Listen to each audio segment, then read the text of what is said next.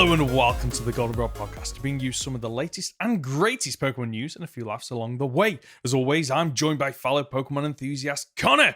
Before we begin, you can jump around the podcast by using the timestamps in the description below. So Conor, how was your ice cream? My ice cream was fantastic. Cornetto, hashtag not sponsored, but one of the lovelier ice creams there are. Strawberry flavored, can't be done in none of that chocolate nonsense. Oh, It's too hot for that. okay. Oh, Well, I say right. none of that chocolate nonsense. It did have white chocolate flakes on top. Just a kiss of chocolate. Oh, that sounds good.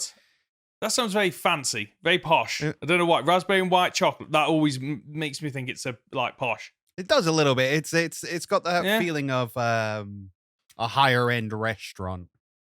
Yes. They send you out a bit of yes, cheesecake, definitely. got some coulis over the top, a little bit of sprinkling of white chocolate. So is that your like go-to ice cream? No, it's just that happens to be what the Tesco's around the corner from me has at the moment. What is your favorite ice cream? My favorite ice cream, I'm a Magnum guy. Yeah. I never used to be a fan of Magnums, but it's one of those things as I've grown older, I appreciate the simplicity of them a lot more. Even though they do taste really good. Me growing up, my go-to was always a Twister. Used to love them. They were absolutely I can't get so along good. with Twisters. They're weird. They're like ice lollies with cream wrapped around them. Yes. It's like yes. That, and as a kid, I used to like lick the cream from inside the swirls, and then once that was done, then you get rid of the green, and then you just stuck with a red pole in the center. Yeah. I was one of those weirdos. No matter what food I ate, there was a weird way to eat it. I don't know. Did you used to eat a Twix where you'd bite off the top layer and the caramel, then the chocolate around the outside, so you just left with the biscuit? Was that just me? So I will always eat around the edge of the Twix, but I don't like necessarily pulling the caramel off, because then you're just left with biscuit, and that's the worst bit. Biscuit. Oh, see, I really like the biscuit. I don't know why. I can never remember the name of these biscuits, but they're like biscuit on the bottom, chocolate on the top, but the chocolate just overhangs ever so slightly around the edges. And you have to nibble all the edge bits first before you eat the rest of it. I can understand that. For those of you a bit confused why we're talking about ice creams, the UK is in the middle of a heat wave. While today's probably it's been okay compared to the previous 2 days. I'm glad we weren't recording this yesterday. No. I recorded with Tommy. We did 2 episodes, and honestly, after it, I felt like I'd been in a sauna. I was dripping with sweat. Because for those of you that don't live in the UK, air conditioning in homes is quite rare over here. And houses are built to, keep the heat in. So they basically turn into a massive oven. Not exactly great when you're trying to record as well. No, I've once again got the fan on full blast next to me. I think I managed to get it out last week, so I wasn't too fussed about bringing it back in and having it on. Yeah, it sounds okay. That's fine. There you go. That is it. We want to be comfortable when we're doing this. I think we're quite united on that front. Speaking of which, Conor. Did you like that? Did you like that segue? Good. Yeah, I'll take that. For those of you that are a bit lost or just shaking your head at me, it's the Pokemon Unite 1 year anniversary. So we thought we'd discuss a little bit about what is going to happen in Pokemon Unite to celebrate this, but also maybe our experience of the game, both the good and the bad. Sounds like a plan. I mean, I will state first and foremost, I dropped Unite a very long time ago. Yes. It's been a long while since I picked up Unite. I think the second season hadn't even rolled in before I dropped it. Right. Okay. See, I know why I won't spoil it yet. I know why you've dropped it, and it's got better. I love the game. Right? Yes. It has. I love the game.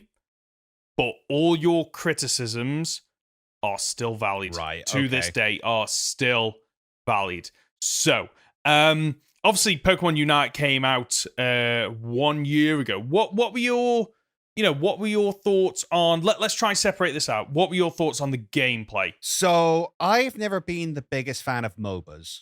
I had a couple of friends back at university who were really into them. I had one who was really into League of Legends, and another one who was really into Smite.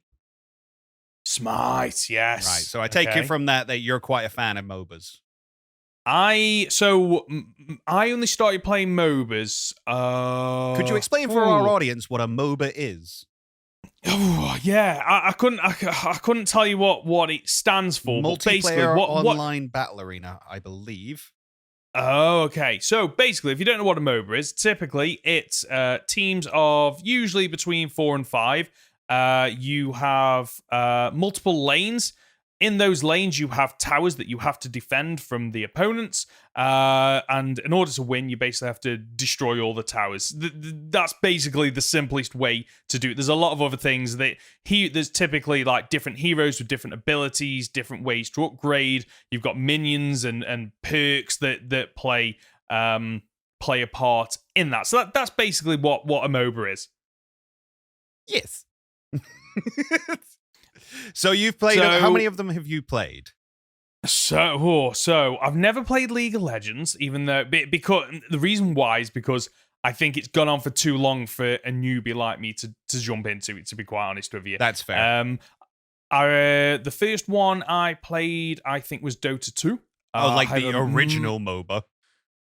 The very what was the first one? Well, Dota was the first one. Dota was the first one because it was, what was it, a patch to or a hack of? Because it wasn't originally a game. It was like built off the back of something else. I did know that, but I don't know what game it's built off. To be quite honest with you, but Dota 2 is one of those that I have a love-hate relationship with. Sometimes I pick it up, I fall in love with it, I have really good games, and then I just tend to go on a losing spree, and then I'm like, right, I'm done. I can't, you spend an hour playing a game, you lose it. So kind of gave up on that one. Then I got into a MOBA called Paragon, which I don't think many people will know or have heard of this. Basically, it was built by the same people that did Fortnite, and Fortnite, when Fortnite started to take off, they basically scrapped Paragon, and it's a shame because it was the best looking MOBA I've ever played. The gameplay was just fluid. It was absolutely fantastic. Anyway, so that died. It was cancelled. So then that's when I discovered Smite, which in my opinion is a poor man's Paragon, unfortunately, even though it does have really good features. Kind of put Smite down, and then when Pokemon Unite was announced, and there was a bit of an uproar from the community about what is this? We didn't ask for this. I was one of the few people that was really genuinely excited for two things that I like, Pokemon and MOBAs, just kind of meeting in the middle. See, I got excited. It was Warcraft, by the way. It was based off Warcraft 3. Oh, okay. There you go. I was excited when it came out because, again, as I said, I had a mate who was really into League of Legends. I had a mate who was really into Smite, and I tried to pick them up, but they're not easy games to get into. No. And especially, as you say, with well-established ones, it doesn't matter if you're going in at like the rookie level. Everybody else is smurfing. Everybody else is just on their alt account and grinding them up, and you just get ruined. And I'm not a very good PC gamer. I never have been. Keyboards, I fail at keyboards. My hands either aren't big enough or I'm not dexterous enough. I don't know what it is. I just suck at keyboard gaming. So it's why I never got into any MMOs, and it's why I have always had difficulties with MOBAs. So when Pokemon Unite came out, and it was suggested that it was going to be a much simpler game, all on control, really easy to get into, and would eventually be cross-platform with mobile, I was like, this is amazing. This is fantastic. I'm really looking forward to it. I like the way they like divvied up the different Pokemon. You had your attackers, your defenders, your speedsters, and things like that. I was like, all right, I could get into this. I played the beta when it released. Me and Lewis, my editor, played for a good 20 odd hours over the weekend. It like was in beta. Was that the one where you basically had to get a Japanese account the to one. play? It was all in Japanese. Yeah, oh yeah, that was interesting. So I played through that, couldn't read anything, was literally like holding my phone up to it with Google Lens to translate the words and stuff like that. Oh, clever. But I was really excited for it because I was like, well, Mm. I had a little bit of a worry where they'd included loads and loads of different monetary systems. Like you had your gems and you had your crystals and you had your coins and you had tokens. And I'm like, that's something you do on mobile games when you're trying to make people not know how much money they're spending. Why is that the case? Because again, when I was looking at it in Japanese, I was like, it looks like the only thing you can physically buy is costumes. You can only buy the outfits, which has always been the case. In which MOBAs. is fine. It's always been the case. You know, you go Yes. Smite, League of Legends, all that kind of stuff have always had skins that you can put over the top, and they're great. You know, it allows these free-to-play games to keep producing more content, and they do.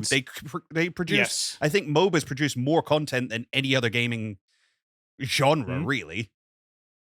Well, when you think about like how long most MOBAs have been going for, and for the most part, they haven't had any major overhauls in terms of, you know, gameplay mechanics. It's a testament to them that, you know, they're able to, you know, keep going and keep people engaged, probably because the gameplay is so good. But I think where you're going with this is typically those MOBAs, it doesn't affect gameplay. No matter how much money you spend, it does not give you a competitive advantage. No, because most of those games, you upgrade your character every single time you play.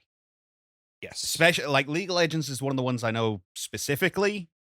You'll have more experience with the others, but to my knowledge, most MOBAs, you start a game with a character, with your hero, with your legend, whatever it is, and it is the base form of that. And then as you level up, you basically go up trees. And you go, I'll pick this over this, I'll pick this over this, I'll grab this item, I'll grab this perk. And that's how you build your characters. It happens throughout the games. Whereas Unite did it very differently. They made it so that you had to attach your items before you played. And you could level up those items.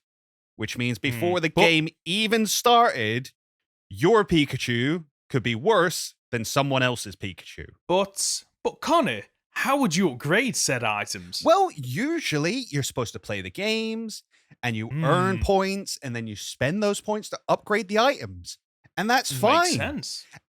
What I didn't realize playing the beta, and I didn't realize for some time, was because I saw, well, I don't have enough points, whatever points it is. I've completely forgotten all the monetary systems, but whatever monetary system you had to spend to upgrade your items, once I didn't have enough, I didn't try to spend them anymore.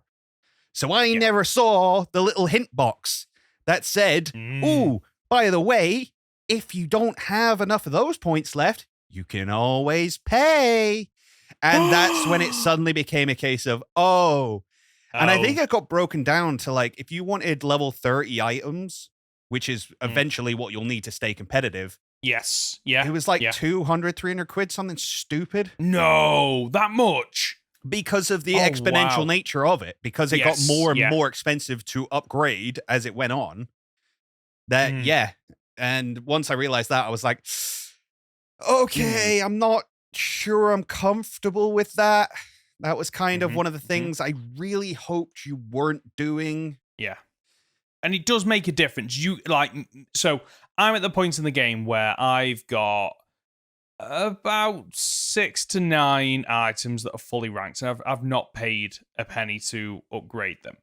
And you can tell when you get into a game with people that haven't got fully upgraded items or haven't got the right items on their Pokemon, because certain Pokemon benefit more with certain items. And you can tell because early game, you just run through them, and because of the way that MOBA's early game matters, where if you do get those initial kills and you know, destroy the towers, that competitive advantage starts to like accumulate, and it becomes harder and harder for your opponents to gain that lead back, or at least try to narrow that lead. As you just get stronger and stronger.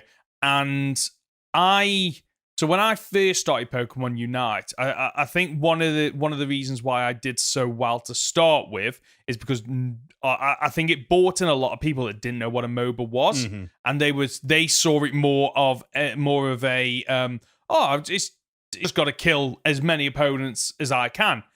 And obviously I'm there that's not focusing on killing. I'm focusing more on dunking the points, which makes me stronger, which makes it easier for me to, knock out my opponent. So when the game first came out, even though I couldn't fully upgrade any of my items, I was still at an advantage because I did know what I was doing. But there was definitely times where, I'd go one-on-one with somebody and their damage output was significantly higher than mine, and the only thing I can point down to, because the levels were the same, was their items are fully upgraded. Yeah, and that was it. As soon as it was a case of you could pay to win, which was effectively what it was, as like of, oh well, actually you're only paying to have an advantage. It still comes down to skill. You're paying to win. Yeah. That is what was happening. That wasn't even like the breaking point for me. I was still was he not? Okay. No, because to me, I was like, well, you can pay to get to level 30 and you will have an advantage. But most of the perks from these items come in at level 20, which realistically, as long as you're not like spreading them out, spreading your points out too much, you can reach level 20 in a couple of items, 2 or 3 items, the items that you use, the items for your mains, fairly quickly. Yeah. Like you can do it. Yeah. It's possible. So I was like, okay, well, I'll just run with this, and maybe somebody will have a slight advantage over me, but I'll just have to be better than them. What really turned me off was the lack of information coming out about the game. Okay. So every few weeks, they would do nerfs and buffs. Yes.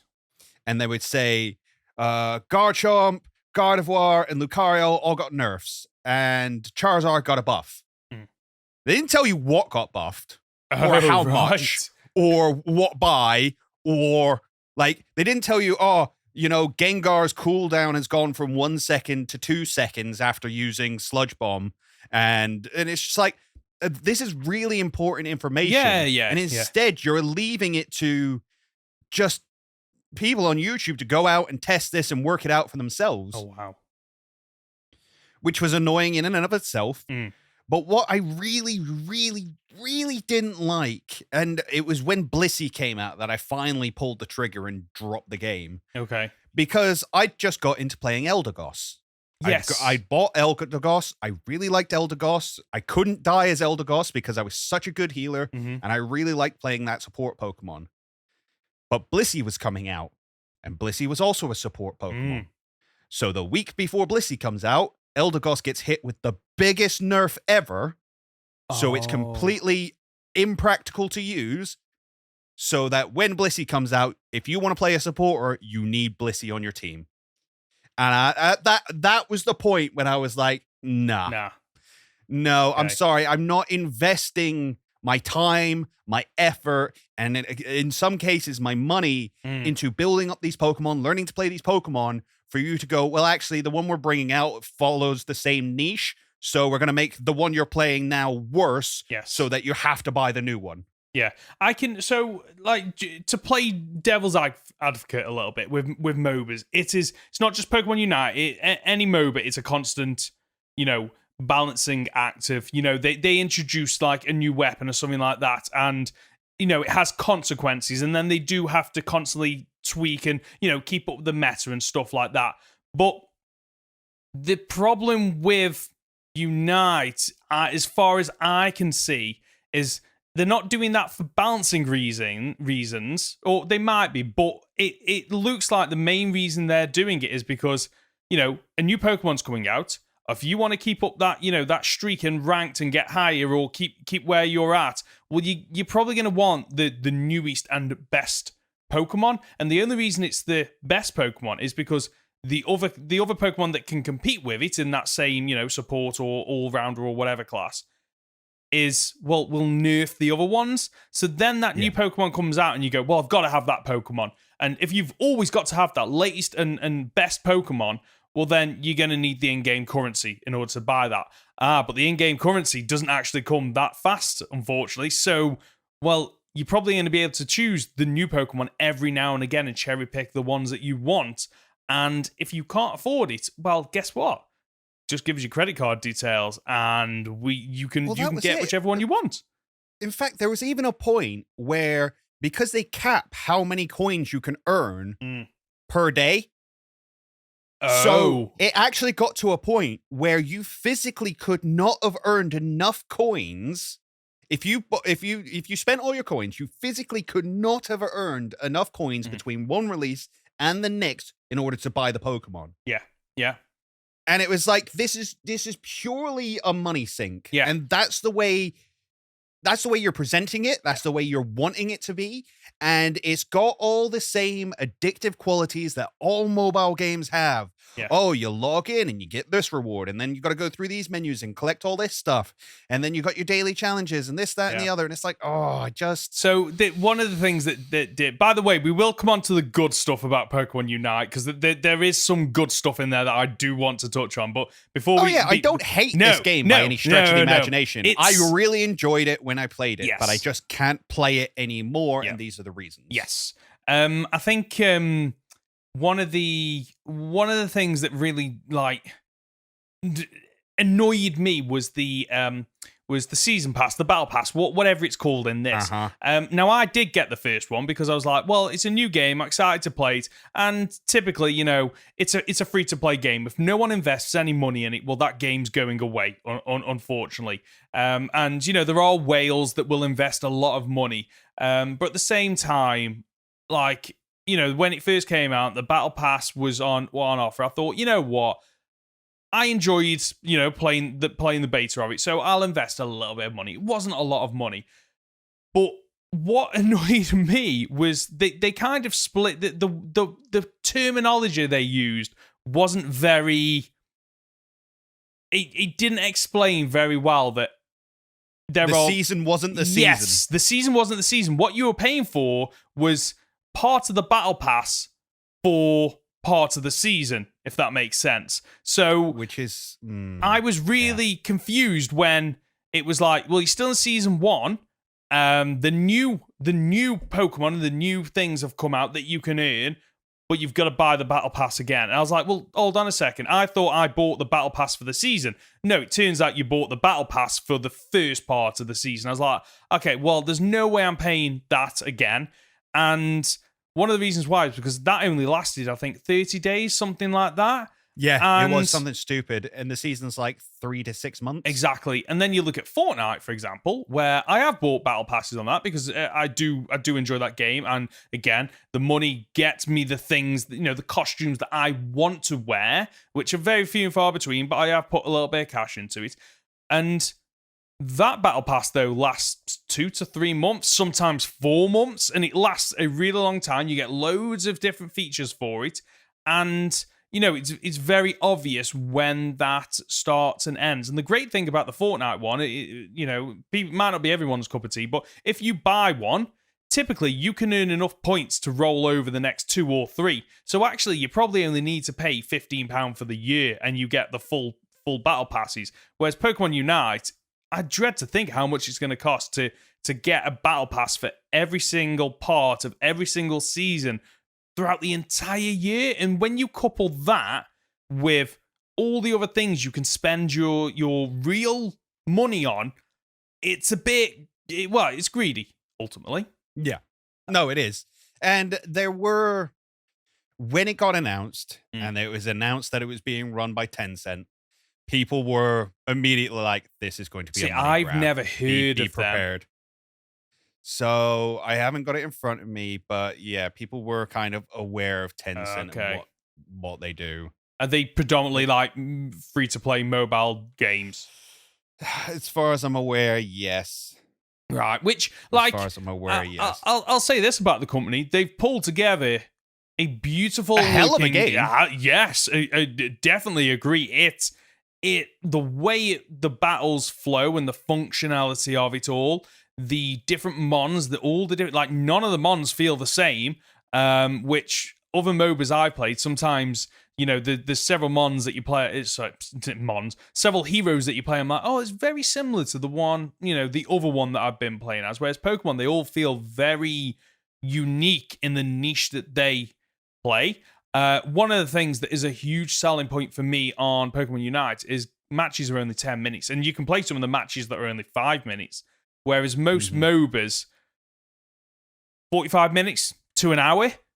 I haven't really got time for that, and it's infuriating when you put an hour. Some games I've put like an hour and a half into a match, and then you lose at the end, and you can't but feel like you've wasted your time. Whereas Pokemon Unite, it's got a great gameplay loop of 10 minutes. You're done and dusted, right? You're back into the next game. And yes, but it's also a 10-minute game where only 2 minutes of it matter.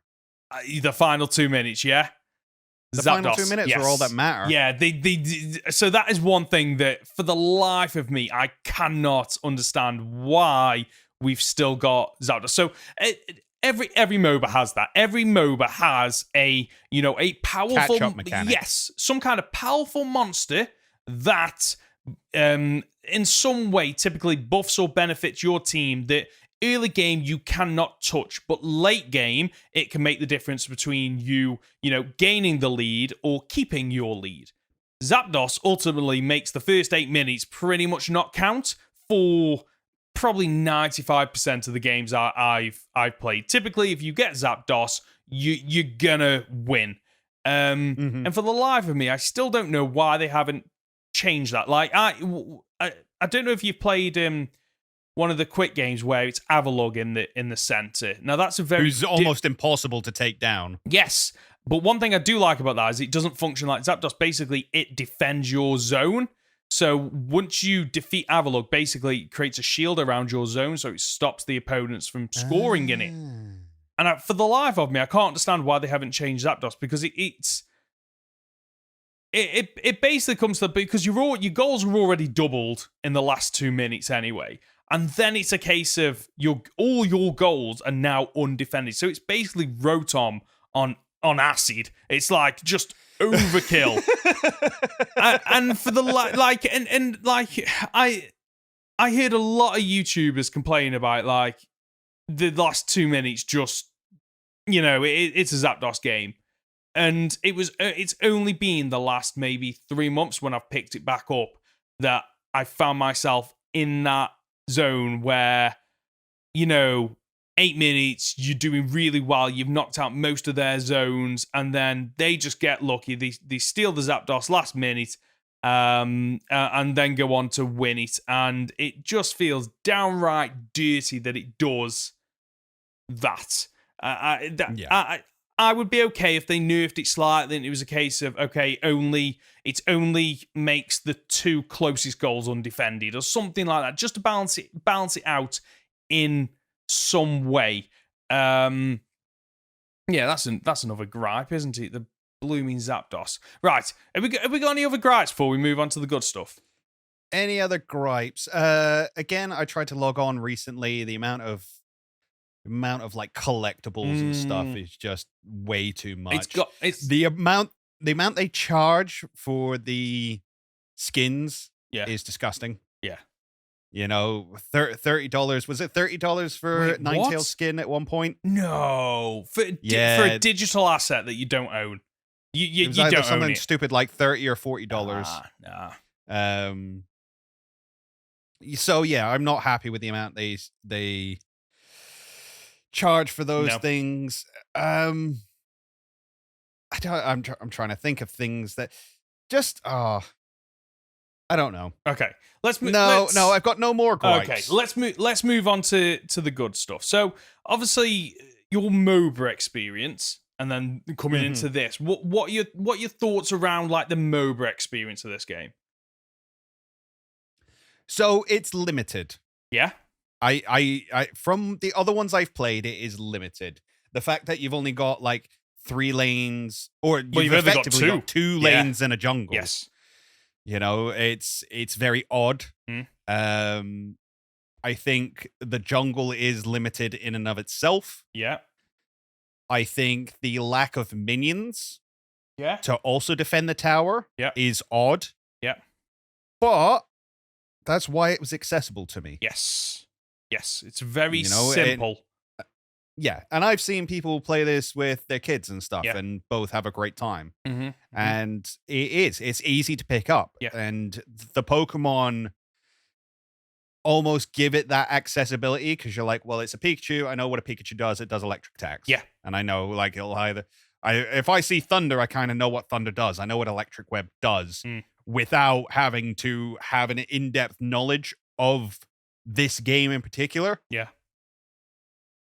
You know, my background in Pokemon will give me some hint to what things can do. The one thing I will say though is my background in Pokemon does not let me know if something is a physical or special attacker. Oh, I still don't get the difference between that. It still confuses me. Is it literally just, you know, the Pokemon in Pokemon Unite? It's either a physical or special attack, and therefore you need the items that boost that stat. That's correct, right? Yeah, it's either a physical attacker or a special attacker. So, for instance, like Charizard is a physical attacker, despite the fact that most of its moves are flamethrower. Right, okay. Right, that can be... Because for the longest time, I thought that all Pokemon had physical and special. So physical was like just your physical, normal, basic attacks. And then special was your moves. That's what I thought it was. So it was it's quite a shock when I kind of figured out that wasn't the case, unfortunately. One of the big differences between this and I think every other MOBA that I've ever played is minions, or whatever they're typically called. In Pokemon, the minions are just pre-placed around the map, and they don't typically move unless you aggro them. Whereas in every other MOBA that I've played, you have minions that spawn from the base on both sides, and those minions make their way along the paths to kind of do battle with each other and try to destroy the opponent's bases. And that's where the heroes come in, because the heroes either, you know, encourage them, push them along by killing the opponents, or they kind of sit back and defend while the minions head out. And there isn't that. And it's only when I've started playing another MOBA this week that I suddenly went, oh yeah, there's no minions that kind of roam in this game. But I guess that's one of the things that makes it a bit more accessible, is there isn't as many rules or functions and features that you need to know to truly access this game. To access it, no. To be good, yes. Different story. Yes. To know your rotations, to know when to go for Dreadnought, to know when to go for Rotom, to know if you're going to team up and take out the bottom base, or whether you want to actually leave it on 1 point so somebody can come in and overdunk it later, or maybe we'll just leave it up entirely to get, you know, the Zapdos points, or wait till the last 2 minutes to get double points in it. And then also if we take it out now, then they get the odd no spawns, and there's a lot of strategy to it, despite its simplicity. Definitely. I remember this was ages ago when we played with the rest of the kingdom, and I just remember being on the Discord call, and I was like, "Oh, I'll go jungle," and you were like, "You know what jungle is?" And I'm like, "Yeah." Everyone else is just like, "Wait, what do you mean jungle?" The middle part, and it was just good to be able to get together with someone else that understood that, like, if I'm going jungle, everyone else stay clear of jungle. Stay out of it. Just leave it to me. I'll deal with that. You just protect the lanes and push where you can. And then eventually, once I'm, you know, stronger, because typically, you know, whoever's in the jungle stays in the jungle, then will level up faster. And then every now and again comes off and helps to push one of the lanes and pick off opponents and stuff like that. And it's one of the frustrations actually, is when you play with some people and they just wander into jungle and you tell them to retreat and they don't, and then they steal your kills, and you're like, well, fantastic, I've not evolved now. So now I'm on the back foot, and I go to the top or bottom lane and typically get killed. But actually, that is one of the good things about this game is the implementation of evolution. I really like the way they've done that. Yeah, it's done pretty well. It's done pretty well. Because I can't think of any other MOBA where your hero physically changes while you progress through the battle. Typically you upgrade, whatever the MOBA might be, or you upgrade the items, or their abilities and stuff like that. And obviously you upgrade them differently in this game, but they are there. But obviously that evolution feature I really like. Adds a bit of strategy to it as well, in terms of figuring out, okay, do I hold back and evolve first, or do I just kind of go in and try to take on my opponents when I'm not fully leveled up? It up? introduces something interesting, like purely mechanical wise. You have these big jumps and spikes in sort of damage output suddenly, or defensive capability as it may be, and you've got like early game Pokemon like, say, Ninetales, who evolves at like level 4, I think it is. Yeah. So they can evolve really quickly and suddenly just bully lane. Bully lane. You've got Pokemon like Snorlax and Lucario who don't evolve. So all through the game, they are powerful. They're more powerful at the beginning when everybody else is weaker, and kind of slope off at the end. And then you get the other ones that are like Gardevoir and Garchomp, who really need carrying for the vast majority of the game until they turn on and come online really late on and just destroy everything. Mm-hmm. But you can shut them down really early if you know what you're doing, and then they'll never come online and they're not a threat. So it's interesting that evolution mechanic allows for these big jumps in capability, as it were. Definitely. I one thing that I do like about this, and a couple of other MOBAs have it, is that you've got your ranked and standard 10-minute matches that are on the same map with the same minions and everything. But Pokemon Unite introduced something from the launch, I think, where it rotates between a couple of other maps and game modes, which I quite like. Did you ever get a chance to play any of them?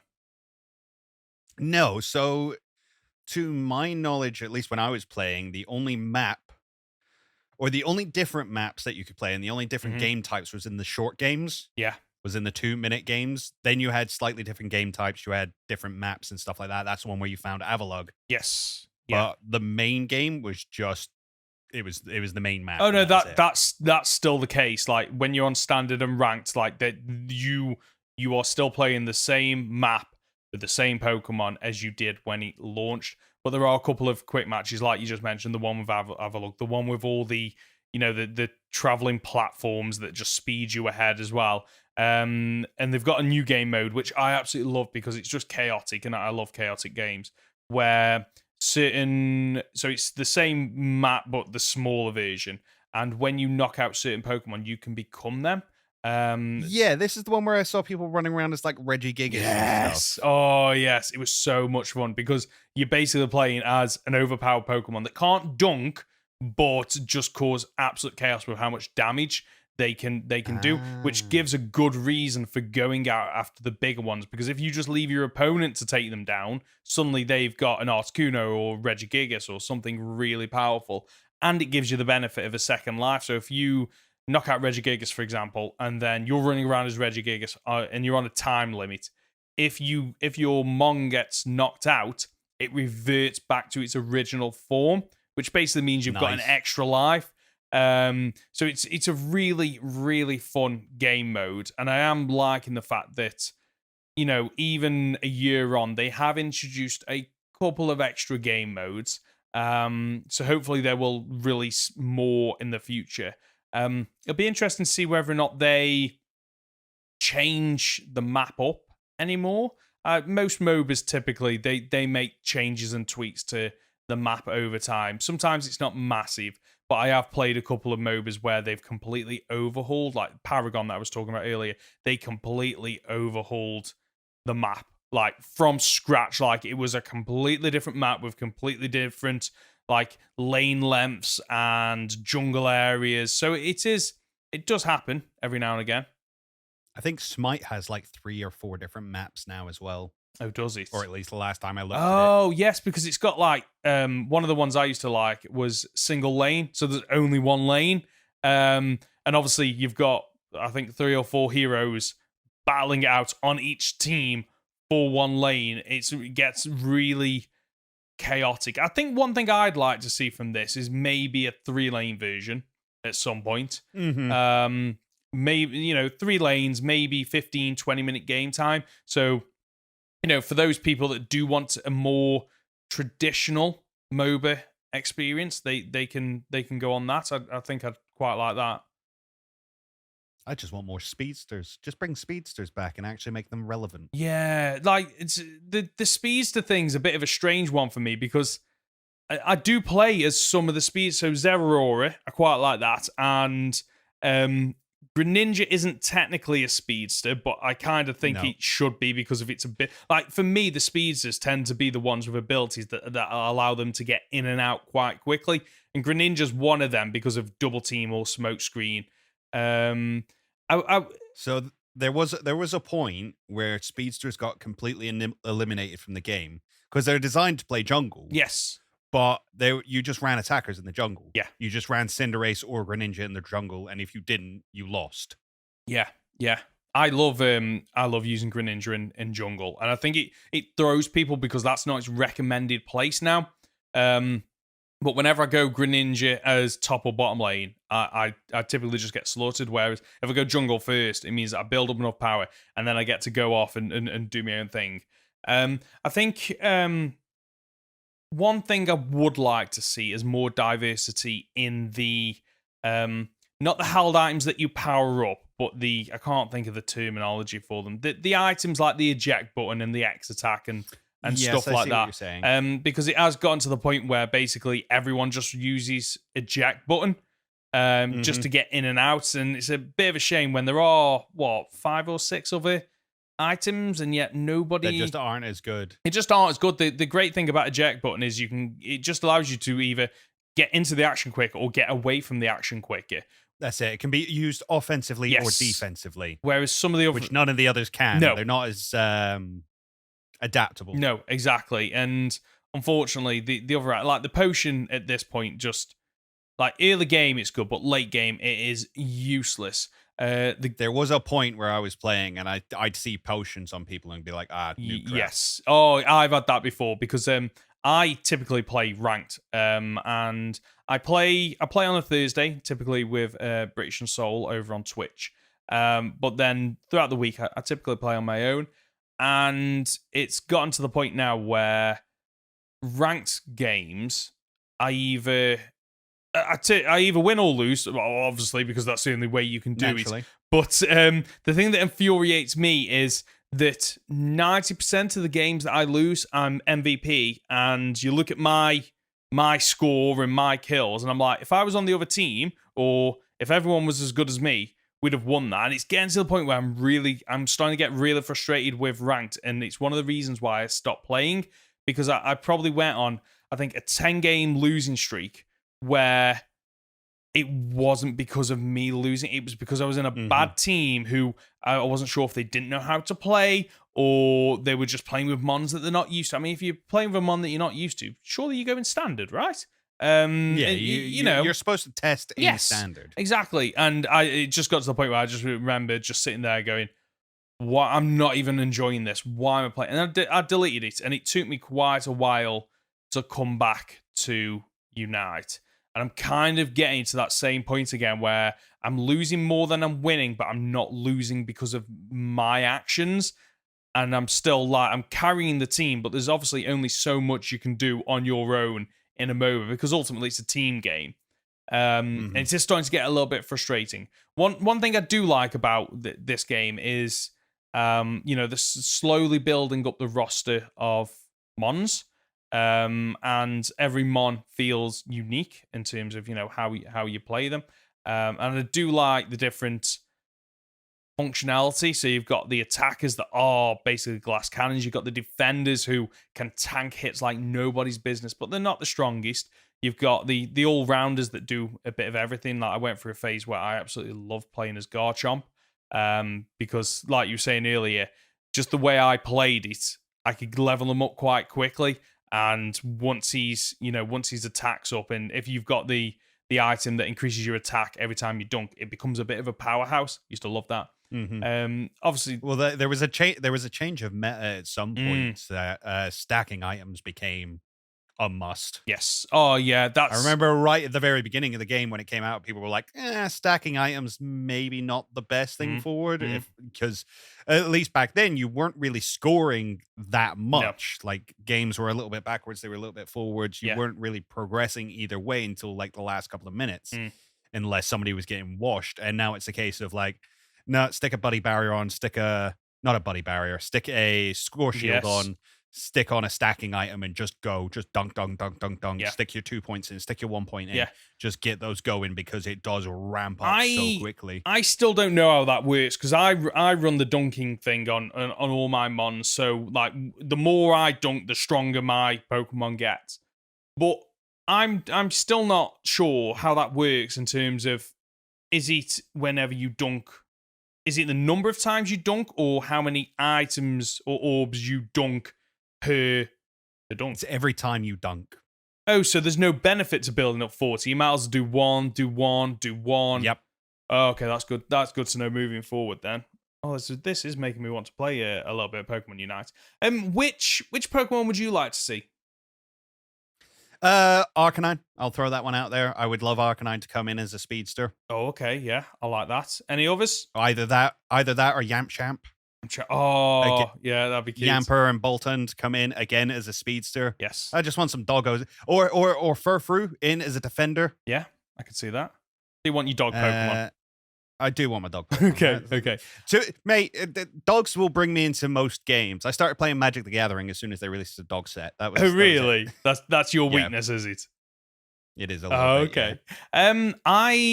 For me, I would like to see some mons that maybe shift during battle. So maybe it starts as a defender, but then once it reaches, once it evolves, it becomes an attacker, just so you could mix it up a little bit. And just like more unique things like that. One of the mons that I have yet to play as, but I love is, what's the one with all the rings and whatnot? Hooper, yes. Do you know anything about him in Unite? I know Hooper, when it was brought in, was told it was going to be meta-defining, and then everybody tried to play it, and nobody knew how to play it, and it just went to the back stages. And then occasionally you will jump into a match where somebody knows how to play Hooper and teleports their entire team to the other side of the map suddenly, and it's like, oh, that's how you do that. We just got ruined. Yeah, you've hit the nail on the head with Hooper. Is that in most games you play with somebody who they don't know how to play it.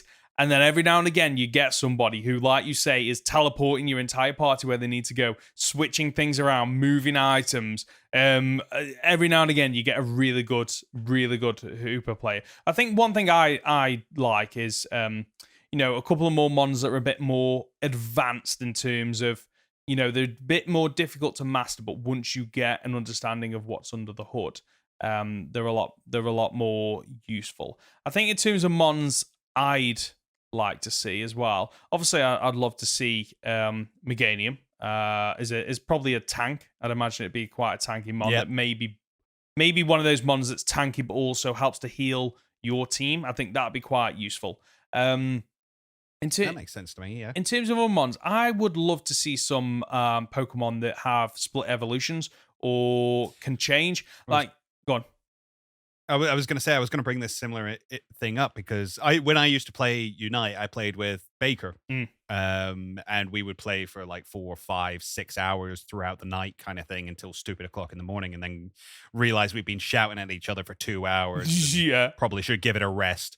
But he brought this up, the idea of split evolutions, like maybe Lycanroc. Yeah. So depending on how you played, depended on which form you got. So you'd have like the midnight form might be more of an attacker, whereas the midday form was more of an all-rounder, perhaps. Yeah. And it just depended on like, did you score more points or did you get more kills? Yeah. I like that. I would love to see that. I'm a bit disappointed with how they went with Eevee, because that should have done that function where it was like, okay, depending on how you play or what items you've got equipped, or just in the middle of battle you go, okay, right, do I want Umbreon or Espeon that are maybe more tanky, or do I want to go for Sylveon, which is more of a support role, or you know what, we're falling a bit behind, I need someone that's a bit more offensive, and I'll go for Jolteon or Flareon or Vaporeon. I'd have loved to have seen that, and I wish we could still see more of that with maybe some of the Pokemon that have Alolan or Galarian evolutions, where or different stone evolutions like Gloom, for example, where you can be a bit more, you can choose in the middle of battle based on what is happening. I'd love to see that. In terms of you can decide when, the same way you choose your moves when you evolve. Yeah. You decide which way you want to go. So, we're actually falling behind a little bit on points. I'll go Vileplume, who's a little bit more offensive, or actually we could do with some healing. I'll go Blossom, who's a little bit more support. Yeah. I'd love that. Speaking of Pokemon that we have had confirmed for the Pokemon 1 year anniversary, do you know who these are? Delphox? No. I don't think. Oh. No, Delphox is already in it. Oh, Delphox is already in it. Well, that was the last one I knew about, okay. So there you go. I think there's been a couple of Pokemon since Delphox, but the new ones that have been confirmed for the release is Glaceon, which I think is out as of this recording being released. The next, which I knew Glaceon was coming. Eventually, they're going to have all the evolutions and all the starters. Like, that is going to happen. So that's not a shock. The next one was a real eye opener for me. I was like, wait, what? Buzzwole? Is that how you pronounce it? Buzzwole? Buzzwole, yeah. Yeah. Okay, interesting. Very interesting, because it's obviously an Ultra Beast, so you'd like to think it's going to be quite, powerful. Buzzwole will kind of play like a Machamp that's fully evolved from the start, I can only imagine. I could see that. I don't know a lot about that mon, so it'd be interesting to see how that one works, because it's a mon that you look at, and I like to think, well, it's quite tanky, but also it's very physically offensive as well. But I don't quite know how they balance that. So maybe it's all offense all the time. Oh, okay, right. So it's going to be an attacker, it seems like. And the next mon, which I was confident was going to come at some point, was Tyrannosaur. Because that has surely got to be a tank, right? I don't know. You could see it as an all-rounder. Yeah, the only reason I see it as a tank is because of its being a rock typing. They're quite, typically have good defense. What I don't want is, whenever they release a pseudo, they all kind of play the same. I want this to stand apart from Dragonite, and Dragonite isn't very defensive. So I'd love to see Tyranitar go the opposite way, where it is very defensive, and fill in that niche. And if you want a defensive pseudo, then they need to bring out Metagross.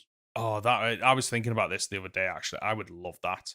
I would absolutely love it. You know what? I'm a bit amazed that, although Metagross would be a weird one, because it would be one of those that would take a really long time to come online. Yes, like Garchomp. Yeah, but a defender that takes a while to come online is counterproductive.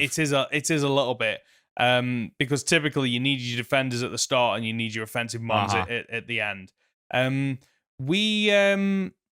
what I was going to say. I'm a bit amazed we haven't got shinies in there yet. I thought that would have been something they implemented in some way, monetize it, get a bit of cash from it.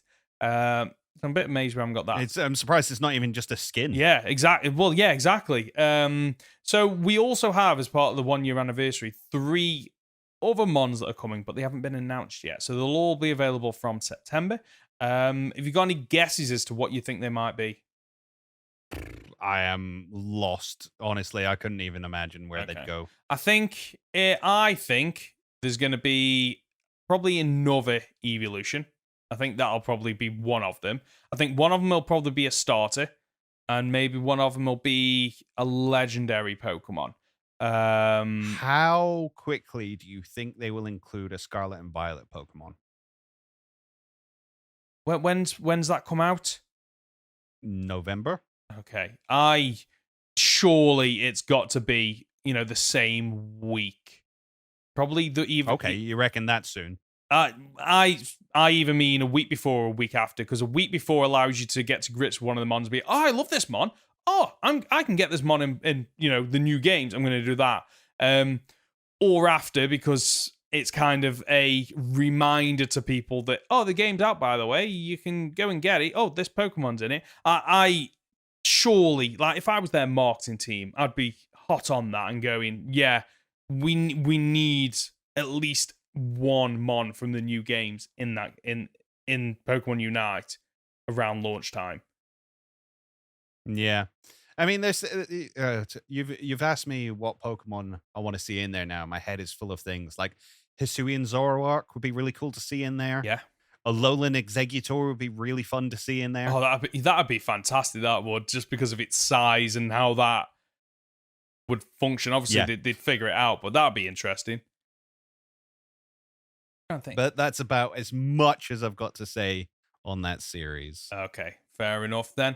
Very quickly, one of the things they are introducing is apparently a new battle mode called Boss Rush, where you work with your teammates to try and take down a boss as quickly as possible. So that sounds like it's nothing to do with a MOBA.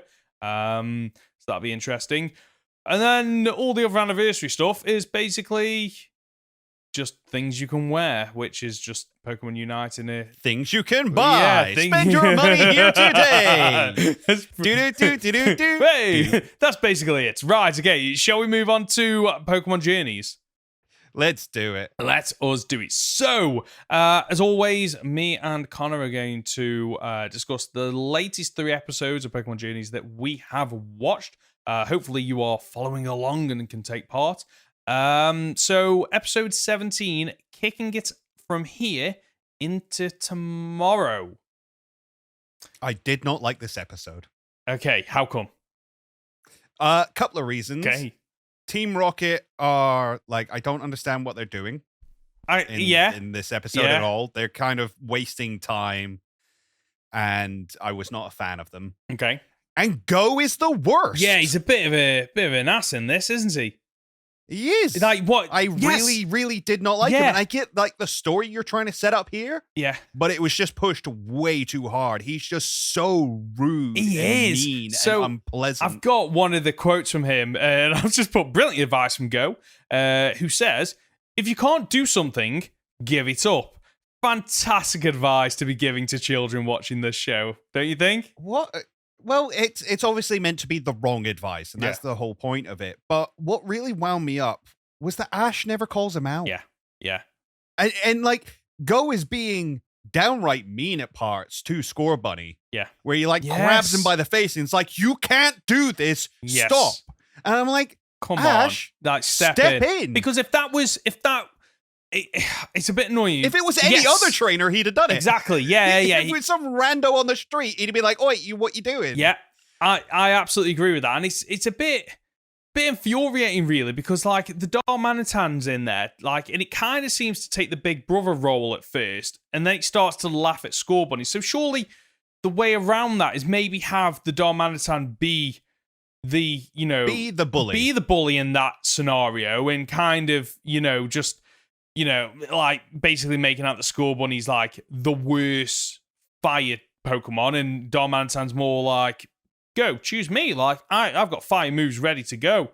And Go is trying to support Score Bunny. And then what you could do is later on tie that in where, Darmanitan starts to come to an understanding and realize, okay, that was the wrong thing to do. I should be supporting my, Go's other Pokemon and, become friends with Score Bunny. I would have preferred to have seen that. What I didn't like is they even try to redeem Go at the end, where he's like, oh, well, Score Bunny doesn't know I've got all these battle strategies put together with our moves. And I'm like, that's not an excuse. No.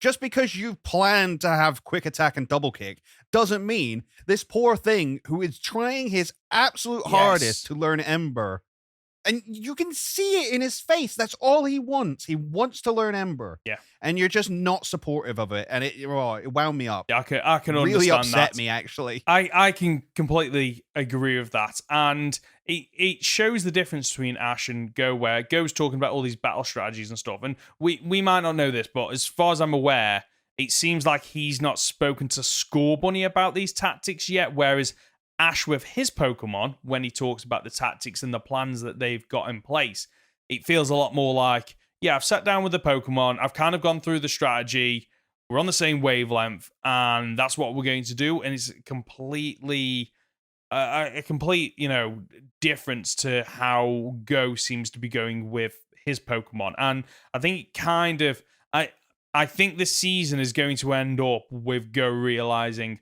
yeah, battling isn't my thing.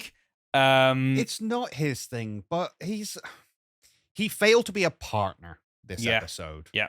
He acted as if, I am the trainer, you are the Pokemon, I am right, you are wrong. Mm-hmm.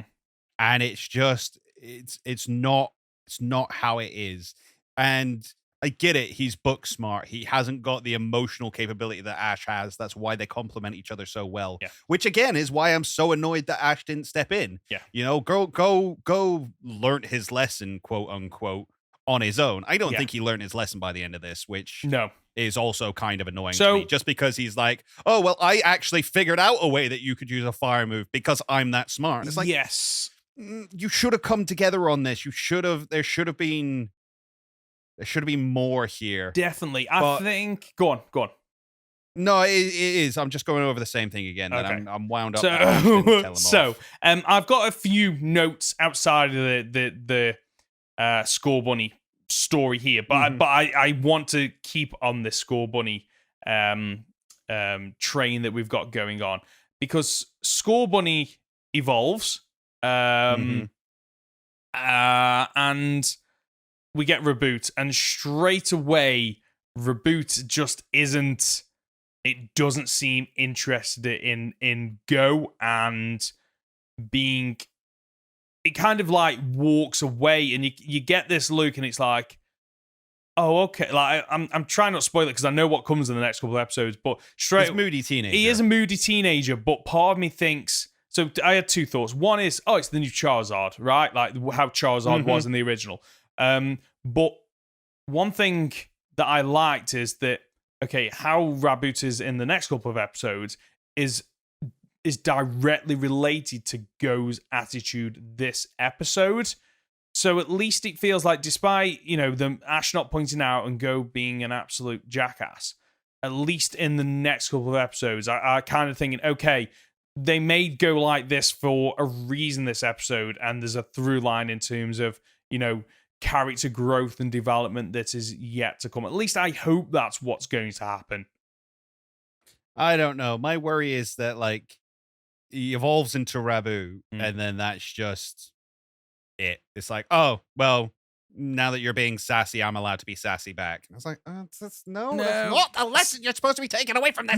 No, definitely not. Let's move away from Scorbunny, though, but I do have a couple of other comments on this. Ash and Go search for a Pokemon in the city. They can't find one. I mean, they've obviously not played Pokemon Go, because if they're in a city, they should be finding Pokemon left, right, and center, right? That's where the Pokemon are. They're not out in the wilds. They're all in the city. Apparently so. Are Team Rocket really evil? Like, they've been good when it matters in the past. Like, sometimes they're just comically good. It's like they're chaotic neutral. Chaotic neutral. I like that. Yes, I can get behind that. I love that Go doesn't know what a phone booth is, and I can definitely. Oh, it made me. Meowth's like, how old are we? Yeah, we're not that old. But like that. Felt that one. Yes, I felt that one as well. Chutel looks intimidating in game. In the anime, however, really cute.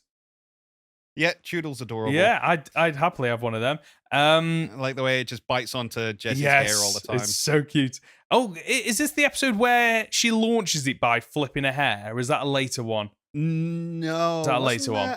That was an earlier one. Was it? Oh, right. No. Oh, I forget. I forget. No. It's this one, because she goes up. Because this is the thing, right? Chutel, I feel, when I get this idea that they designed Chewtle to be part of Team Rocket. Like that was going to be their Pokemon this year. Okay. Or this season. Yeah. Or this series. And then they decided, actually, we're going to do this like, they're not actually going to have Pokemon. They're going to have this Gachapon machine. Yeah. And then it's like, well, hang on, we got this really cool idea of Jessie and Chewtle. Oh, well, I guess every time a Chewtle's on screen, we'll have that, and then we won't for the rest of it. Okay. So it's going to be interesting to see if this Chewtle does appear more then, because obviously you've seen a lot more than me, haven't you? I have, but as I've been watching through this, I realize how much I haven't remembered. Oh, okay. The only other comment is we've been saying the last couple of podcasts that Ash is a better trainer, but he opts to use a quick attack against a Poliwrath and not an electric type move. I'm sure he had his reasons. I don't know what those reasons are. He wanted to put it off balance before he hit it with an electric move. Okay, right. But he is a better trainer, which we find out in the next episode. Yes, Destination Coronation. Surge's replacement. I was like, oh, okay, I'm on board with this. And I was kind of thinking, oh, okay, they're just going to turn up, he's going to battle. But there's quite a lot of reference to the first series. Yes, which is very much so. Which I didn't expect. I was like, oh, he's just going to go there, and Ashley might make a passing comment, oh, I've been here before to go, and that'd be it. And no, there's like, the apparently Surge is talking about him. Yeah. This one kid from, well, earlier on this year, I guess. Well, apparently so, old. yeah. But I love that idea. He's like, well, this guy came in with a Pikachu, and I wiped the floor with him, and then he left, and he came back, and suddenly the Pikachu was really strong, and he stuck his tail into the ground and grounded out the electricity that was thrown around. Yeah. It was really cool. I absolutely loved it. And we've got to talk about how they get there first, Conor. So I just made a note like, oh, the running all the way there is a joke. I think they do run all the way there. They are in... They're in Vermilion. No, they're in Viridian. They're in Viridian. And they make it to Vermilion. Oh, okay. That is actually a bit of a trek. Yeah, depending on which way you go. I suppose in the games that you're more... It's more linear and streamlined, whereas I'd imagine it is just a couple of hills over, isn't it? Or even Viridian, you go... What? No, you're up into Brock, across into Cerulean... And then you got to go through the cave. Yeah. But, like, you can't even go right because that's where Cycle Path is. You come down from Cerulean. I lied. Yes. You come straight down from Cerulean. Still a bit of a trek, though, to run. You're going 3 towns over. Yes. Yeah. And anyway, they just run all the way there. So, obviously we get the battle, but for me, like, the hype started before that because of the build-up. I don't know what it was. It was the music. It was the Rotom communicating and accepting the challenge. You know, finding out the Raichu was also personally trained by Lieutenant Surge. And obviously you see like the holes on the wall. And you're like, okay, what's that about? And there's another trainer there first who loses that. There's just this build-up. And it builds and it builds and it builds to the point where I'm thinking, before this battle's even started, going, I'm not actually confident Ash will win this. I think this could go either way, because I'm thinking going, okay, this is if this had been just a regular trainer and Ash, well, if this had been a regular trainer, I wouldn't be thinking that. I'd be like, oh, Ash is going to just whoop this one. But like straight away when Ash is saying, oh, I'm going to go for someone really high up, I was thinking, well, that could also backfire, and maybe it could be a lesson that Ash needs to start at the bottom with some of the easier trainers and build up his team, maybe. But no, Ash just decides, yeah, I'm just going to go for like, one of the top 1,000 or something like that? 2,000. 2,000. He's just gonna go for it. And what I did like is when the battle starts and Ash tries to use the same tactics as in the original. Uh-huh. And they're prepared for it. With the addition of Iron Tail, yes. But yeah. And they're prepared for it. And what's really cool is the fact that Pikachu used to know Volt Tackle. Yeah. So that's a move that he's well accustomed to and knows how it works and knows that it will do damage to the Raichu. So like holding off and just grounding out that electricity, taking it straight on is actually going to do more damage to the Raichu than it will to you. Mm. So it's a smart strategy, but as you say, they were straight prepared for it. I want to very quickly, if I can, go back to just before all of this. Okay. bring up again that Go is the worst. What does he do? He's a really bad friend. Remind me on what's he do? So they're running towards Ash's first coronation match. Mm-hmm. He has, and this is his mate who is like, let's just go out into the city and find you a Pokemon. Let's travel to whatever continent and find you a Pokemon. And he goes, I'm going to go for my first coronation match, and Go sees a freaking Spearow. Oh, yes. And it's like, oh, you know what? That's more important to me. That rare, he's a bad friend. That rare and legendary Pokemon that he'll never have an opportunity to catch again if he misses it. It's Spearow. Yep. And you know what? I think Raboot knows because it's giving funny looks to Go. And it makes me... I'm trying to figure out what... Is it that it's sick of Go's amateurish? Does it want a better trainer? That's the kind of vibe I'm getting from this, where it's seen Ash and where he's at, and then it sees where Go's at. And it's at the stage where it's thinking, now I want to be in the big leagues, battling all these difficult Pokemon with a trainer that knows how to... Somebody who can bring out my potential. Yes. And honestly, like, the last episode and this episode, I'm just getting, like, this feeling that as the story progresses, Raboot's going to end up on Ash's team via Go just going, you know what? Yeah, this isn't for me. You know, Ash, like, Raboot deserves someone as good as you. Whether or not that happens, I don't know. I don't know if the people that create and write the show would be brave enough to do that, because that is a really difficult subject to cover for children. So back in the Diamond and Pearl series, Dawn had a Weasel. Both Ash and Dawn went for this Weasel, and Dawn caught it first. Yeah. But Dawn was a contest person. Okay. She did contests. Yes. And this Weasel was just not about it. Just was like, it wasn't enjoying it. It didn't want to do it. It was a battler. It was a hardcore battler. That's what it wanted to do with its life. And eventually they decided, well, let's do a trade. I'll give you a Pokemon that is happy to be in contests, and I'll take this Weasel who wants to fight. So it's been done before. Okay, right. So we might see that again. That'll be interesting. Let's continue with the actual battle. One of the things that I love that reflect when it's just so beautiful, that rainbow color. Works more like Protect though, but fine, sure, I'll whatever. But it was absolutely gorgeous, and it was great to see Gengar in. Is this his first battle with Ash, like commanding it? Yes. Just to see Ash just be an absolute natural with Gengar and understanding how strong it is. But Gengar seems so confident and powerful. Like it has been waiting for an opportunity just to go to town on a Pokemon. And it uses its ghost type and ability to pass through objects to just cause so much trouble for Raichu. I love it. It's got a really cool moveset as well. Nightshade, Ice Punch, Psychic. Yeah. It's really nice. It is absolutely fantastic. Now, at this point, I don't know how you were, because you've obviously seen this before. I was still nervous. I was actually nervous, thinking, okay, this is going too well for Ash. I think he might lose this. I think it might be a case of, you know, this is the first hurdle in his challenge in the coronation ceremony.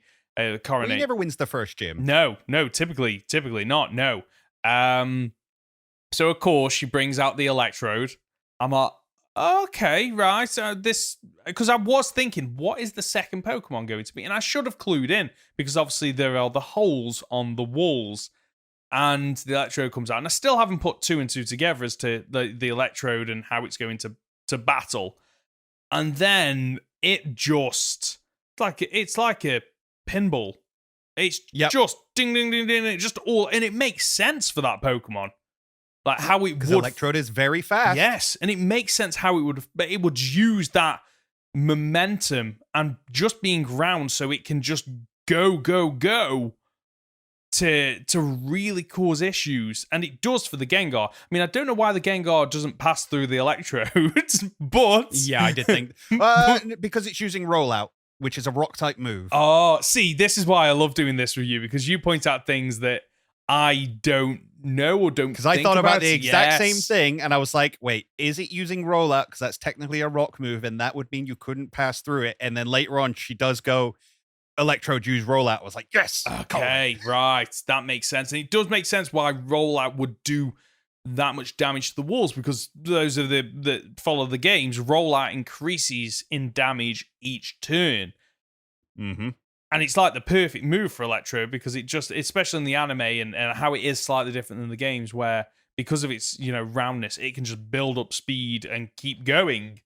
But obviously that I like the addition of Magnet Rise as well. Yes, I forgot the about explanation that. of like, well, we're an electric type gym. People come in here with their ground type Yes. Pokemon and think they can sweep us. Yeah. So we taught it Magnet Rise. That's So the great. ground type moves don't affect us. And I'm like, that's so smart. So clever. I really like that little addition. I completely forgot about that. And we have to talk about how Ash eventually wins then.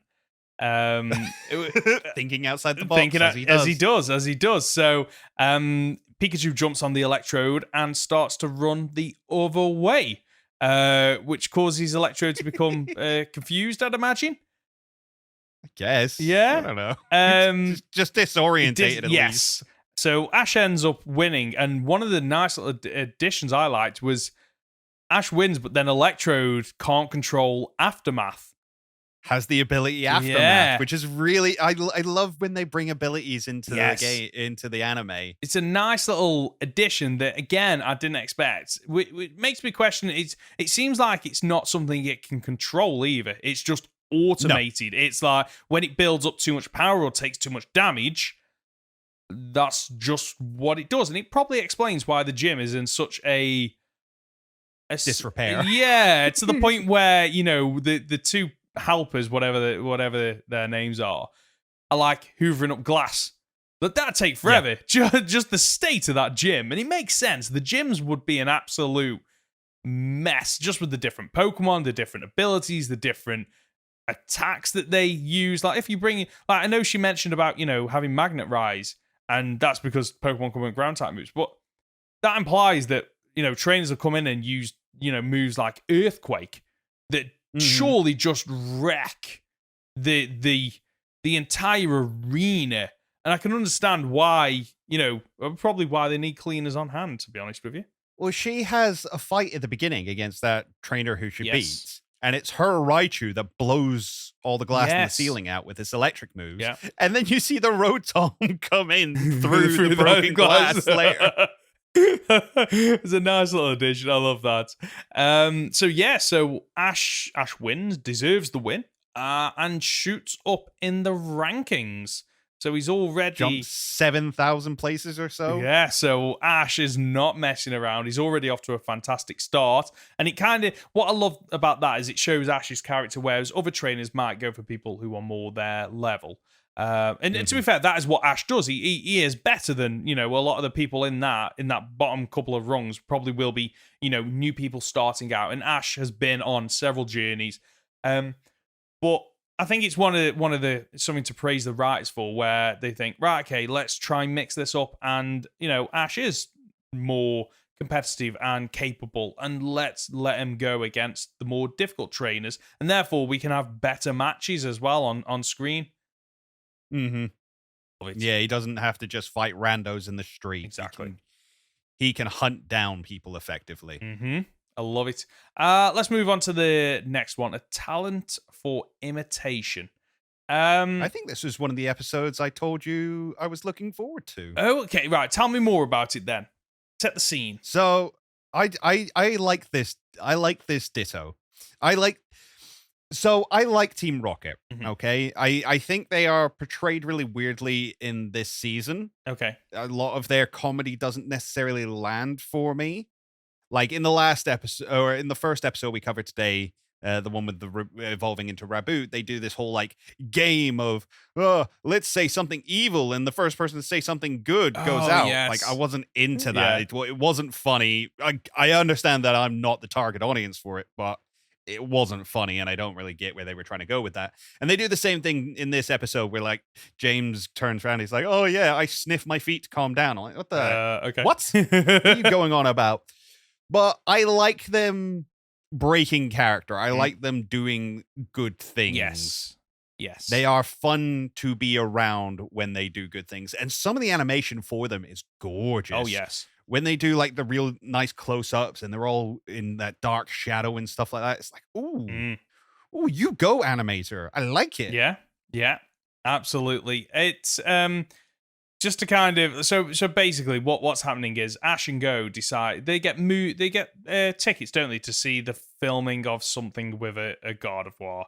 Twin God of Wars shot by Kublok. Yes. Not Kubrick, Kublok. I like what they did there.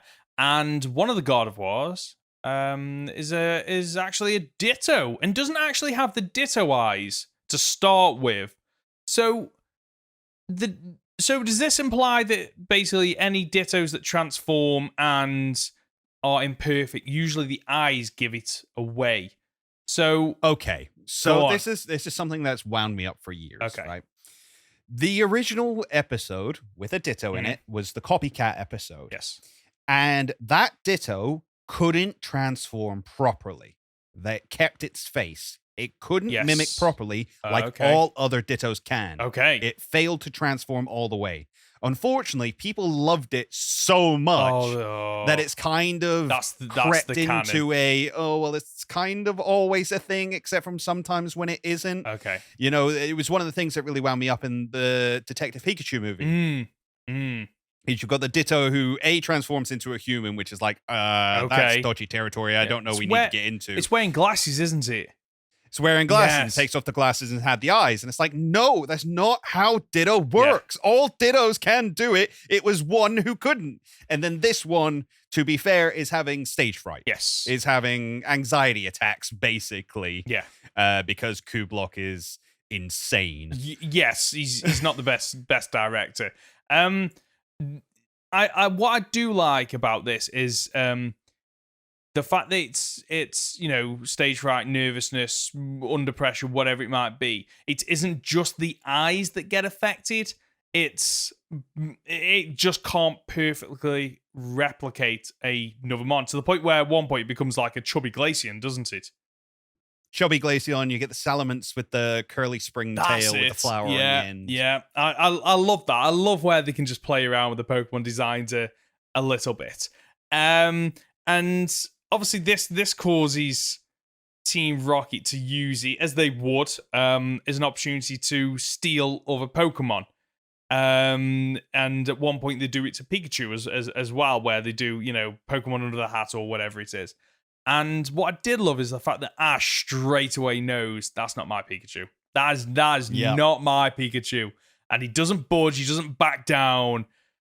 And just I just love his character in these last couple of episodes, where he really is, even though he's still a 10-year-old boy or whatever age he is, he's quite mature and level-headed. Yeah. As I say, he's got a level of emotional maturity about him as well. And there is a connection between him and his Pokemon that most people in the world kind of don't understand. Yes. And that becomes more clear as the series goes on, is that he really is just in tune. He's on that wavelength with them. Yeah. Probably more so than he is with most people. Definitely. Have you got anything else for that episode? No, I just really enjoy it. As I say, I think Team Rocket being wacky good guys. The idea of like, and oh no, the only thing that could take us out is a thunderbolt. What? Are you listening? Take out a thunderbolt. I love it. Like, very good. I love it. Connor, can you guess what's coming up next? Is it the guessing game? It is the guessing game. It is. Right, okay. Connor, we need to get you 3 out of 3 at some point. So, at some point, for those of you playing along, like, have you noticed people have started putting it in the YouTube comments? I quite like that. People playing along as well. That's exactly what we want. Yeah, definitely. While you're there, leave a like as well. Anyway, for those of you that might be new to this, in front of me, I have 3 Pokemon with 3 Pokedex entries each, and Connor has to spot the fake entry. Are you ready to get started? Yes. Yes, okay. Right, so the first Pokemon is Scorbunny. A warm-up of running around gets fire energy coursing through this Pokemon's body. Once that happens, it's ready to fight at full power. Next Pokedex entry. It has special pads on the back of its feet and one on its nose. Once it's raring to fight, these pads radiate tremendous heat. And the final Pokedex entry. It refuses to stand still. When excited or angry, it will run on the spot, expelling heat from the soles of its feet. I think that first one was fake. What? How come? It just, I don't know. I heard it and I was like, nah. Okay. The first one is true. It was the third one. It was the third one. The third one was. It was fake. the third one that perfectly referenced exactly what happened in the episode. I've done that a couple of times now. I'm a bit amazed you've not picked up on it, but I'm gonna have to change this up, aren't I? So the second Pokemon is Grookey. When it uses its special stick to strike up a beat, the sound waves produced carry revitalizing energy to the plants and flowers in the area. The next one, it attacks with rapid beats of its stick. As it strikes with amazing speed, it gets more and more pumped. And the final Pokedex entry, it loves music. When listening, it can't help but drum along to the beat with its special stick. With its special stick? Its special stick, apparently. It's between 2 and 3, so 50-50. The second one. Oh no, it was the third one. You were, of course it was. Stupid special Stupid special stick. Okay, the third and final. It does actually say special. Is it Sobble? It is Sobble. Yes. Okay. Does it say special stick? Where does it say special stick? It says in the Pokedex entry, it says special stick. 100%. Right, okay. I don't know what's special about it. It to me, it just looks like a stick, but apparently, well, I think it's special to it. That's the point. Okay, that makes sense. So the third and final Pokemon, you're right, is Sobble. You don't get a point for that. But can you get a point? Boo this man. Can you get a point for the Pokedex entries? So, when scared, this Pokemon cries. Its tears pack the chemical punch of 100 onions, and attackers won't be able to resist weeping. The second Pokedex entry. When it gets wet, its skin changes color, and this Pokemon becomes invisible, as if it were camouflaged. And the third and final. It's the third one. It's the third one. Let me read it first. Small and timid, it's rarely seen as it likes to hide just below the surface of ponds. When confronted, it would rather retreat than fight. It's the third one. Are you sure? Yes. Why do you think that? Because the other two are things I know it does. So that's it. Okay, you're right. I'm not sure. You are right. It was the third one. And I thought you were going to just say, well, the last two were the third one, so this is going to be the third one. Oh, no, I wasn't even anywhere near that smart. I just knew the first two were accurate. Okay, well... And part of my head was like, well, hang on. He does read all of the Pokedex entries, but...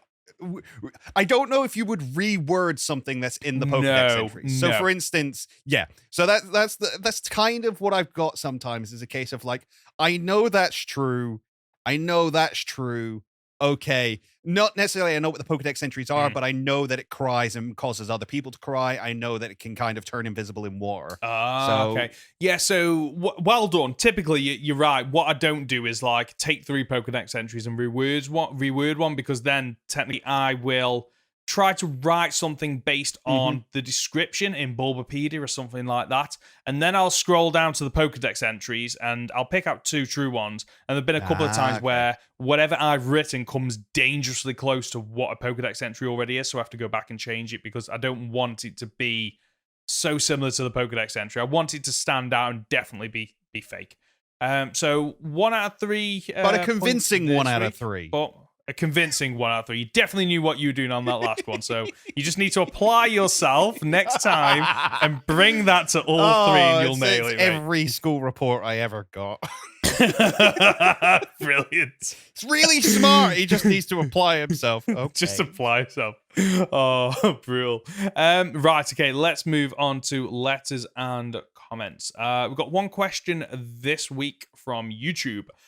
What is a moment where you replayed a game and had a sudden realization of, I don't remember the character saying that as a kid, and it changes your view on a plot point or the character? And this comes from Rising Phoenix. Now, before we started this, you were thinking about this. Have you got one yet or not? I have, but I'm going to let you go first, if that's okay. Okay. Mine is Zidane from Final Fantasy IX. So I used to love that game growing up as a kid. Recently played it on the channel as a randomizer. And there are so many red flags coming from Zidane that I kind of can't root for him anymore. He does things like, he basically tries to con one of the women into a date by basically jumping on the edge of the cliff and making out he'll jump if he doesn't do it. Gross. At one point, he touches her bum without permission or anything like that. He just has a lot of red flags, unfortunately, and it kind of ruined his character. And don't get me wrong, by the end, he kind of comes around, and there is a bit of character development there.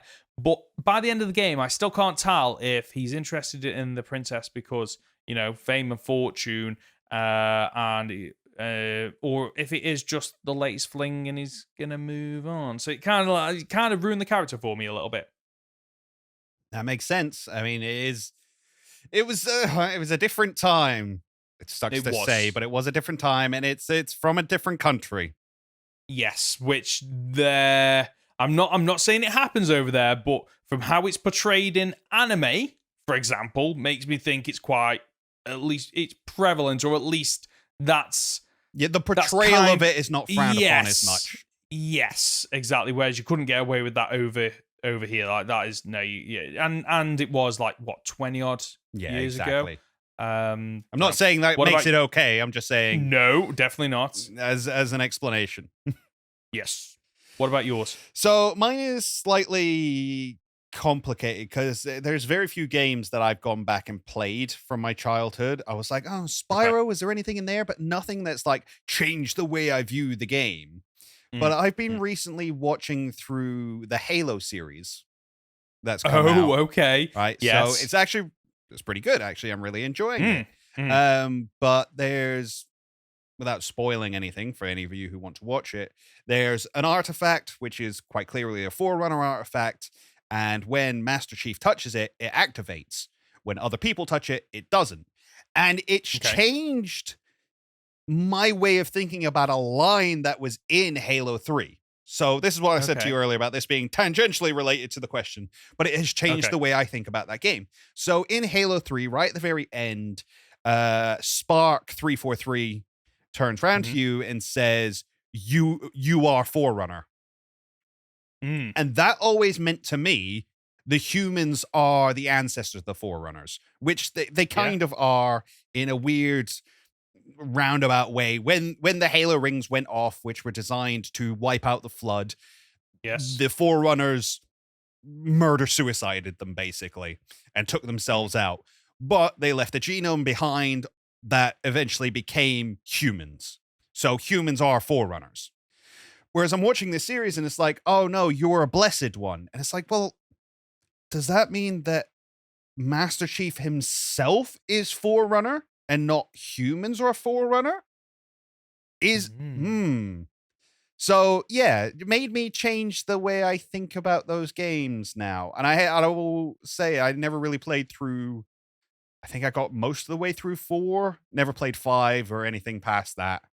No. I stopped after 3, so I'm a bit out of the loop on the lore. But yeah, so that's it's been interesting. It's been a good series though. He is wearing the wrong armor in it though, which does wind me up a little bit. Is he? He's wearing the Mark 6 armor, which he didn't get until Halo 2, and this takes place on Reach, and Reach happened way before Halo 1, so he should technically still be in the Mark 5, if not at least the Mark 4. But this is not a Halo podcast; it's a Pokemon podcast. So let's move on. Not. Let's move on. But I will say I've watched the first 2 episodes of that, and I do need to watch the rest just so I can figure out if I like it or not. Anyway, if you've got a comment or question, you can reach us by leaving a comment on our podcast on YouTube or by emailing goldenrodpod@gmail.com.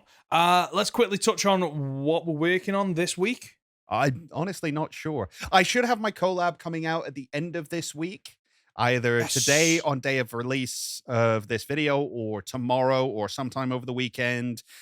Collabs are complicated because you've got to coincide at the uploads and things like that.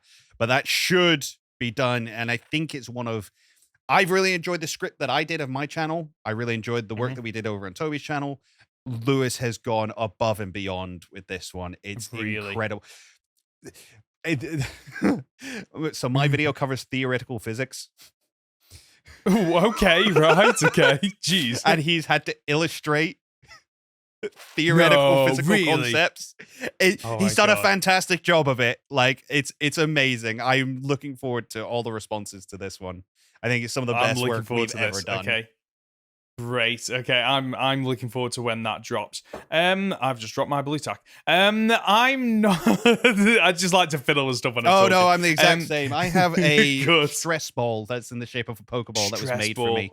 It's beautiful. I love it. Oh, that is cool. Oh wow, I love that. It is what I'm working on this week. I've finally started pulling together the video for that.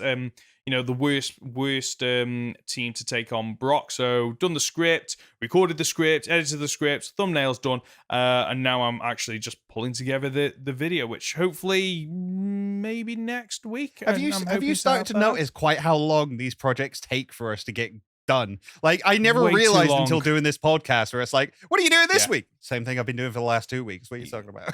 yeah. And like, it's infuriating because like it's like the videos aren't that long. They're like 5-10 minutes long, and I'm sure it's the same for your your theory videos, but like the amount of effort and time into research, writing the script, recording it, and then you have to edit the recording. Then obviously you have to, put it into video format and do that. And you have to do the thumbnail. And this is all on top of other projects or hobbies or life that we've got going on as well. So is it any wonder that it takes like, as long as it does for us to get these things out? No, not at all. But maybe it opens people's eyes a little bit.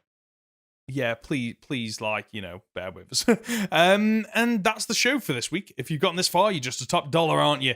Conor, where can we find you? You can find me on my YouTube channel at Captain Fidget or on Twitter at CapFidget. Perfect. And I'm Ben, and you can find me as Professor Hoenn on Twitter, YouTube, and Twitch. As for the Goldenrod Podcast, you can find us on the usual platforms. Search for Goldenrod Podcast on YouTube or on your usual podcast app. Leave a like on YouTube or a 5-star review if you're listening as a podcast. We'll be back next Friday for another week of Pokemon podcast content. See ya!